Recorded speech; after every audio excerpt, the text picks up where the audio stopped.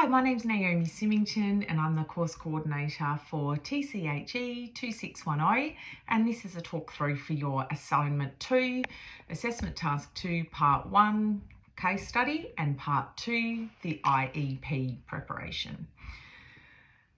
This task is worth 50% of your overall grade, and your case study is worth 20% and the IEP is worth 30%.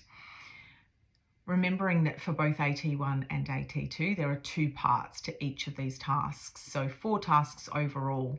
Your course learning outcomes are provided for you in this section of the Canvas site. But moving on to part 1, case study, you need to provide a case study or submit a case study that describes a student's educational needs. And there's some detailed structure available on the Canvas site that may be of assistance to help you with this. You need to make sure you refer to their interests and strengths as well as their areas for development. This is really important because when you personalise the IEP, if they have hobbies or interests in AFL, for example, and you're doing a numeracy-based activity, I would expect that you would align that numeracy activity with football statistics as an example.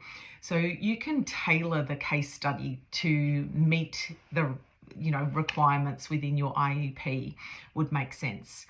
You need to also refer to any social or emotional or behavioural needs that the student has, as well as their academic needs, of course.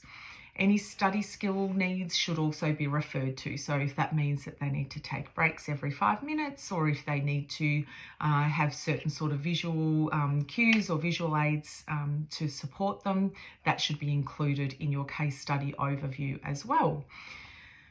So in your case study, you need to de-identify it. So just a first name and an age is fine. We don't need to know the school that they're from for the case study overview. That will be fine, just first name and age. So you introduce the student. Their needs relevant to literacy and numeracy are important because these are the areas of focus in your IEP. Making very specific comments about this will help you when you set your goals within your IEP as well.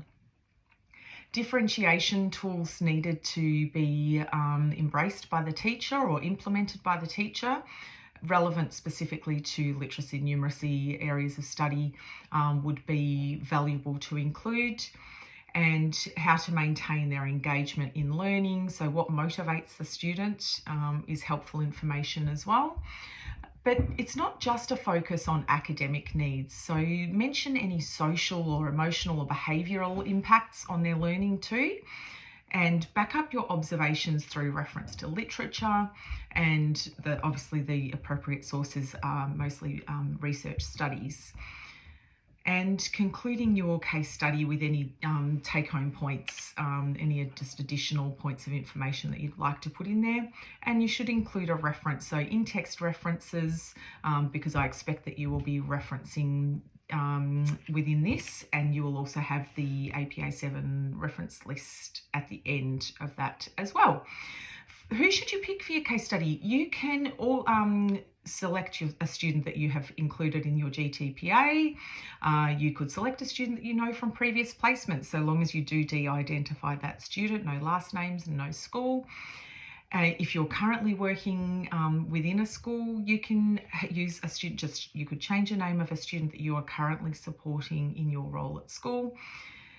But it is important that you have a firm knowledge about the student and their educational needs, or if you can create a detailed picture of an imaginary student, that is also absolutely fine. And that is case study, which is pretty straightforward, but making sure that you have thought through what you need to include in that, because that is how you will get a better grade in your IEP as well, because they will work together. These 2 parts will work together. So completing your IEP is an essential part and a legal requirement for students with a disability, students in the care system or of Indigenous background, and they're recommended for students who are school avoidance issues, for example, or students who need extra support. When you prepare your IEP, it must be based off your selected case study student. It can't just be a random IEP that you have gathered from school. It must be based off your selected student. And we're using a modified template. So you're not using a template you would use in the school setting. It is a modified template where we've taken a lot of the detail out of it so we can focus on the key areas. Ensure that your IEP has 2 specific goals referring to your students' needs in literacy or numeracy. You can do 1 goal from literacy and 1 from numeracy, or you can do 2 from either learning area is fine. You need to make sure that you reference strategies intended to promote participation and engagement. So it is very personalised, the plan. Making sure, as I said earlier, that you align this personalisation with their interests or hobbies of your case study student. Your IEP must demonstrate advanced knowledge of principles for creating an IEP. So SMART structure is used for setting targets, and on Canvas there's the link to what those SMART structures look like, or SMART goals will look like. The IEP must be highly detailed, and you will see this in the exemplar that is provided on Canvas. So please make sure that you do refer to that. It should be personalised, realistic, and the targets should be based on assessment data that you have referred to within your IEP. And your case study overview, you could include that in your case study overview as well.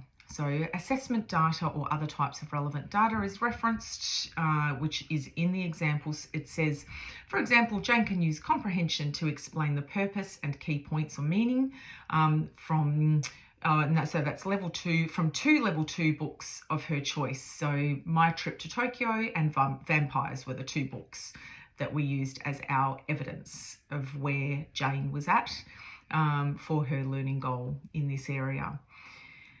So to meet the VCE LY 223, Jane will explain how proper nouns are used in both books chosen and to represent people, places, things and ideas in particular ways. So there's some specific information there that you should be referring to, and that's the level of detail that is expected in the task for a high distinction. Parental engagement strategies is often overlooked in the IEP preparation, and we need to make sure that you showcase your understanding of this in your IEP.